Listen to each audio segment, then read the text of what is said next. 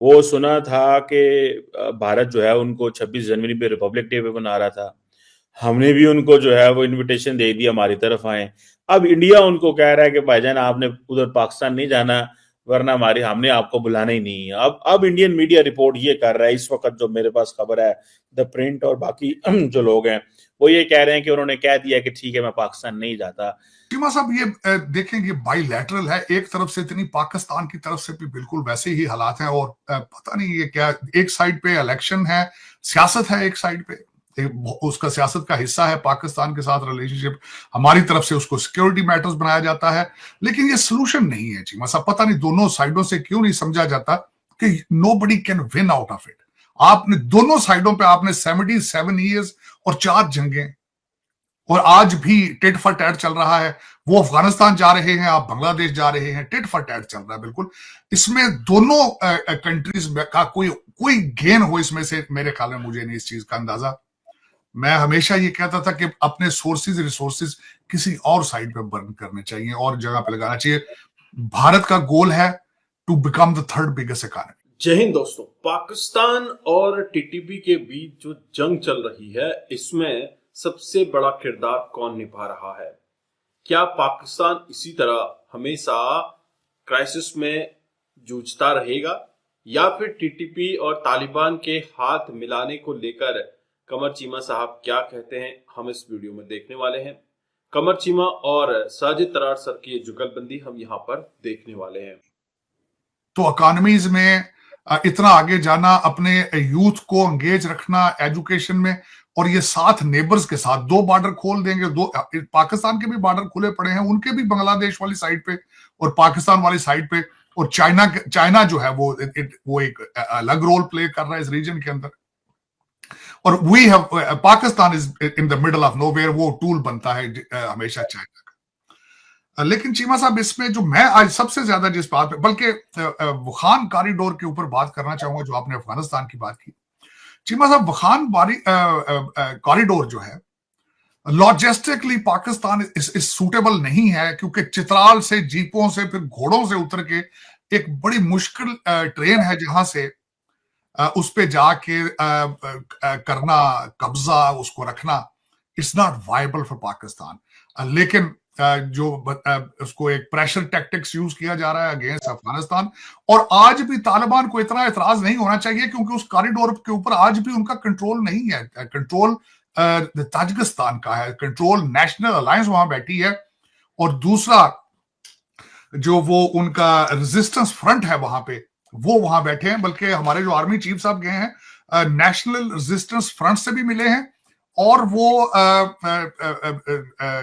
जो नादर अलायंस हैं, उनके लीडर थे, उनके जो जानशीन है, उनसे भी मुलाकात उनकी हुई है प्रेशर क्रिएट करने के लिए। लेकिन जो टीटीपी ने जो किया है, आपके एटॉमिक एनर्जी के इंजीनियर जो किडनैप किए हैं, उन्होंने जो एक सिग्नल देने की कोशिश की है पूरी दुनिया को कि पाकिस्तान के atomic assets are not safe, is a huge thing, is a बहुत बहुत बहुत आगे चले गए हैं वो पाकिस्तान की दुश्मनी में। ये ज्यादती है, ये इमेज देने की कोशिश की उन्होंने। और दूसरा, उन्होंने जो ऐलान किया है कि हम अब आर्मी के एसेट्स पे अटैक करेंगे। अब इसमें जो आपके लिए मैं हमेशा आपको बताता था कि टीटीपी क्यों कर रही है, उनको पता है कि उन्हें केपीके के अंदर से सपोर्ट हासिल है। अब वो बिल्कुल आपकी पीटीआई के साथ आगे खड़े हो गए हैं, क्योंकि पीटीआई भी यही कहती है कि आर्मी की प्रोडक्ट्स का बाइकाट किया जाए। फॉरेन रेमिटेंस का जवाब तो आ गया है, उन्होंने कहा कि बाहर से पैसे ना भेजें, और उसमें 33% इंक्रीमेंट हो चुकी है। लेकिन मैं बार बार ये कहता था कि ये पीटीआई को इसको डील करना आसान नहीं। अब वो टीटीपी के साथ खड़े हैं, बिल्कुल साथ। दोनों के ऑब्जेक्टिव एक है, दोनों के ऑब्जेक्टिव कि पाकिस्तान आर्मी को डिस्ट्रॉय करना, पाकिस्तान को डिस्ट्रॉय करना, आईएमएफ के सामने जुलूस निकालने, आईएमएफ को लेटर लिखने, फिर यहां से मना करना कि यहां से प्रेशर क्रिएट करवाना फॉरेन लेजिस्लेशन से, चाहे वो बर्तानिया की हो चाहे अमेरिका की हो, उनको कहना कि आप पाकिस्तान की जो है इमदाद बंद करें। वो पाकिस्तान की इमदाद करते हैं, वो नवाज शरीफ की इमदाद नहीं करते। ये लौंडे लपाड़े भूल जाते हैं इस चीज। अब 2 चीजें हैं चीमा साहब। और दूसरा मैं एक थोड़ा सा ये टच भी देना चाहूंगा कि आपकी वो जो चाय की प्याली आपने सरीना में पी के कहा था ना, it's a very good T, उसने बहुत कास्ट किया। उसने कास्ट इस तरह किया है कि तालिबान के ऊपर एक लेबल लगा था कि ये Taliban is being operated by Pakistan. उनको वो डिस्टेंस क्रिएट करते करते अपने सपोर्टर्स को बताते बताते कि we are not a puppet of Pakistan, उनको भी पाकिस्तान के खिलाफ चलना पड़ा। और दूसरा एक एंगल और आपको बताना चाहूंगा कि टीटीपी को वो सपोर्ट इसलिए कर रहे हैं कि अगर वो टीटीपी को सपोर्ट करना छोड़ेंगे तो टीटीपी में join Daesh at the same time, उनके पास भी कोई चॉइस नहीं। तो उसमें उन्होंने फिर जाहिर अगले दिन स्टेटमेंट दी है कि ये हमारे मेहमान हैं, हम इनके साथ रहेंगे। और मेहमान का इशारा उन्होंने उसामा बिन लादेन की तरफ दिया। अल्टीमेटली वो भी मेहमान था और उन्होंने उसका साथ नहीं छोड़ा, इसका साथ भी नहीं छोड़ेंगे। लेकिन वो भी फंसे हैं एक बंद गली में कि अगर टीटीपी की सपोर्ट नहीं करते तो वो दाइश को ज्वाइन करके इनके खिलाफ चली जाएगी। अब कल परसों से यहां पे नई चीजें आ रही हैं चीमा साहब। New sheriff is in the town, Donald Trump साहब आ चुके हैं। यहां पे मुख्तलिफ जरीदे जो है न्यूज़पेपर वो चीजें लिख रहे हैं।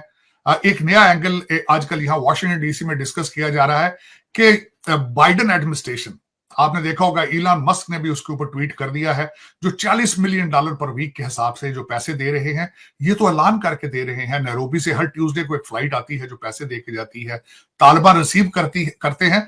और उस इमदाद के अंदर चीमा साहब काफी जो पैसे होते हैं वो खवातीन की डेवलपमेंट और खवातीन की एजुकेशन के लिए होते हैं, जिसको तालिबान खुद ही खा पी जाते हैं। दूसरा उसमें जो मैं बताना चाहूंगा, ये तो अलानिया है। यूनाइटेड नेशंस जो कि अमेरिका की एक सब्सिडरी है, वो अलग पैसे दे रही है और CIA भी अलग पैसे दे रही है, जो कि बिल्कुल किसी रिकॉर्ड पे ही नहीं होते। और इसके बारे में ही इलान मस्क जो है उन्होंने भी ट्वीट किया है कि ये टैक्स पेयर्स का पैसा कहां जा रहा है। जब ये डिस्कशन वाशिंगटन डीसी में हुई तो हरकों में ये भी बात चल रही थी कि ये $85 बिलियन का असला जानबूझकर देकर आए ताकि कल को ये पाकिस्तान पे चले असला। और फिर उसके बाद ये भी एक डिस्कशन चल रही है वाशिंगटन डीसी में कि ये जो पैसा अमेरिका दे रहा है, ये दे रहा है उनको ईरान के खिलाफ अपनी कैंपेन तेज करने के लिए। मुख्तलिफ एंगल्स हैं इसके, एक एंगल नहीं है चीमा साहब इसका। ये जो अमेरिकन पैसा दे रहे हैं, तकरीबन टोटल अभी तक सुना है $21 बिलियन तक वो तालिबान को दे चुके हैं। तीसरी बात वाशिंगटन डीसी में भी ये भी डिस्कस हुई है कि अगले दिन आपने जो एयर स्ट्राइक की है, अमेरिका ने उस एयर स्ट्राइक के उसको रोकने के लिए मिसाइल सिस्टम भी जो है तालिबान को दे दिया। ये भी डिस्कशन कई जरीदों में ये बात चल रही है। तो ये बहुत बड़ा एक उस एरिया के अंदर एक नया जो ग्रुपिंग हो रही है, उस ग्रुपिंग के अंदर भारत भी शामिल है। आपके मिस्टर मिश्री जो मिले हैं दुबई के अंदर, क्योंकि आप यहां से तालिबान को निकाल रहे हैं तो ईरान भी निकाल रहा है जो महाजरीन को वहां से।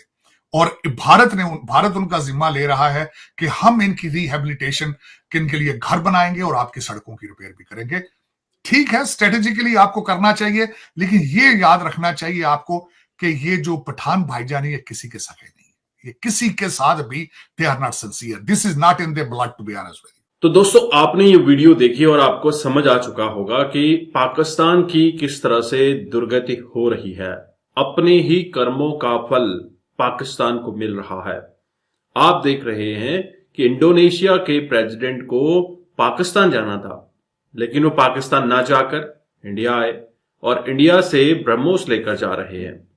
इससे बड़ा पाकिस्तान के लिए क्या बुरी स्थिति हो सकती है जब एक मुस्लिम देश का राष्ट्रपति, जिसको तुमने बुलाया है, वो नहीं आया, वह एक काफिर मुल्क में जाता है, वहां पर $730 मिलियन की डील करता है।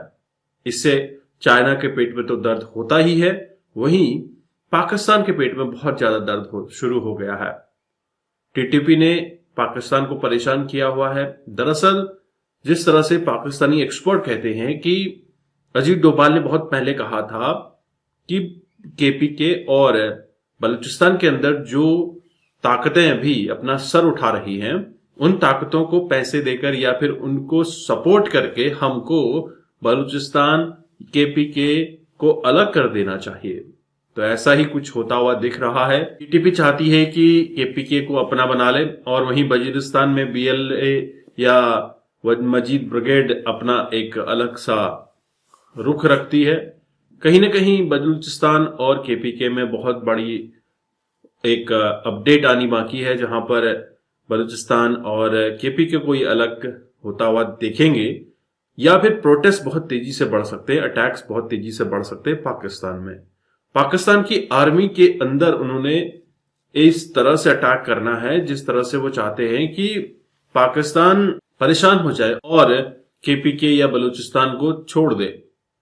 लेकिन अगर वो बलूचिस्तान छोड़ता है तो 40% लैंड मास चला जाता है और पाकिस्तान के पास बचेगा क्या? क्या लाहौर इस्लामाबाद से पाकिस्तान चलेगा? जो क्षेत्र उनको सबसे ज्यादा पैसा कमा कर दे रहा है, उस क्षेत्र को अगर वो काट देंगे तो फिर पाकिस्तान की तो हालत और भी खराब होनी है। यहां पर आपने साजिद तरार और कमर चीमा साहब को सुना। आपको क्या लगता है जरूर कमेंट कीजिए। चैनल पर नए हैं, चैनल को भी सब्सक्राइब करें। हम आपको मिलते हैं अगले वीडियो में, तब तक अपना ध्यान रखिए। जय हिंद, जय भारत, जय श्री राम।